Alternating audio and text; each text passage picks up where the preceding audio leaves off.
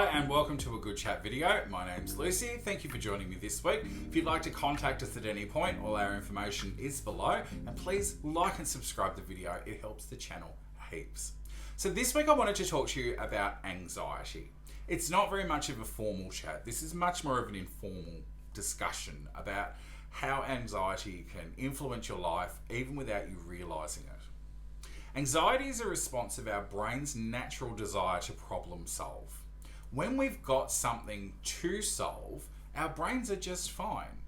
They've got things to keep them busy and they've got things to keep occupied, and when it's not busy and it doesn't have a problem to solve, it tends to make problems to solve.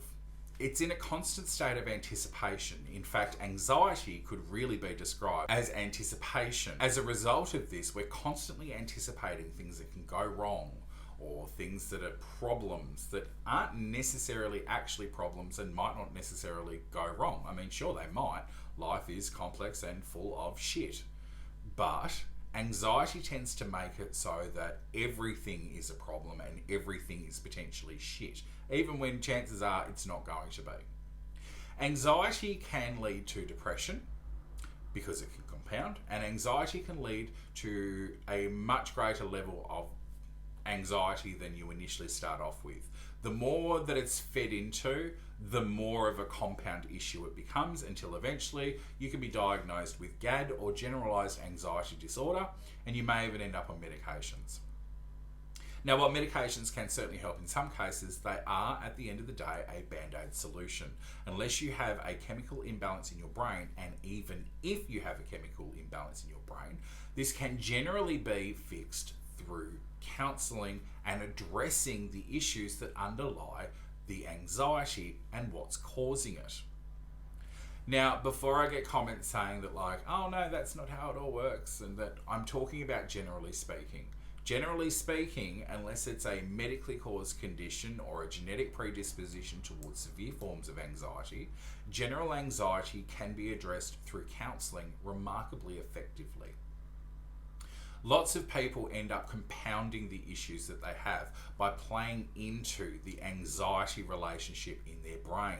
This means that the brain keeps itself occupied quite happily with coming up with new and probable solutions. Alan Watts once described the brain as a marine radar that was constantly on the lookout for problems, and this is a great analogy. It is literally the evolutionary result of keeping an eye on the horizon. Our brains are there to spot danger and to put patterns into place that might have ended up getting us eaten by a lion. Of course, in the modern world, this is no longer necessary, but it doesn't mean that our brain's biology has caught up in the slightest. When we have anxious thoughts, which everybody does, everybody at some point in their life will feel anxiety. It's just that some people are much better at coping with it. They might just ignore it, they might work through it, they might be able to rationalise them out. Other people don't have these skills, or they don't have the preposition towards that. Counselling can help you identify the moment to intervene in your own thoughts and to allay them.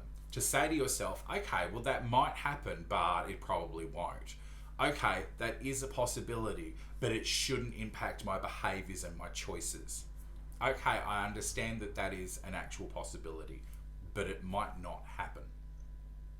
These are tools that can help us get through our everyday lives in a much more positive and productive way. Anxiety isn't going anywhere. It's always going to be a part of the human makeup for the foreseeable future. There's no reason that it doesn't play a valuable part in your thinking. Anxiety can keep us out of trouble. It can spot danger for us, and it can keep us realistically aligned with goals. But it shouldn't rule your decisions, and it shouldn't rule all of your world. If it is, then it's a negative impact, and we really need to head that off. Counselling might be a great way for you to work through these anxious issues, and it might be a great way for you to learn tools to combat these negative thoughts, because anxiety generally comes with a whole bunch of negative thoughts, and if we don't do something about them, they tend to compound and become much worse over time. It might start off with feelings of, oh, I'm worried that I'm going to do this, to full on, I am useless, I am awful, nobody wants to hear from me. And there is usually pretty clear steps from A to B. If we head these off early enough, or if we intervene in them hard enough, we can usually train our brains to just use anxiety in a productive way, in a positive way. Not all of our emotions, just because they're more negative seeming, are bad. Some of them are very valuable. We just don't need to use them all the time. Fear is a great example of this. Anxiety and fear are often the same thing. They're expressions of different ways and different aspects of the same emotional sets. It doesn't mean that it's unhealthy to experience them. It just means that you shouldn't be experiencing them outside of their useful roles. Fear and anxiety, like I said, they can keep us safe, but they can keep us safe when used appropriately. Otherwise, they can just keep us from living. So short and sweet, I hope you learned something from that. If you do need to chat to somebody, look below for all the links, and I will see you next time. Cheers.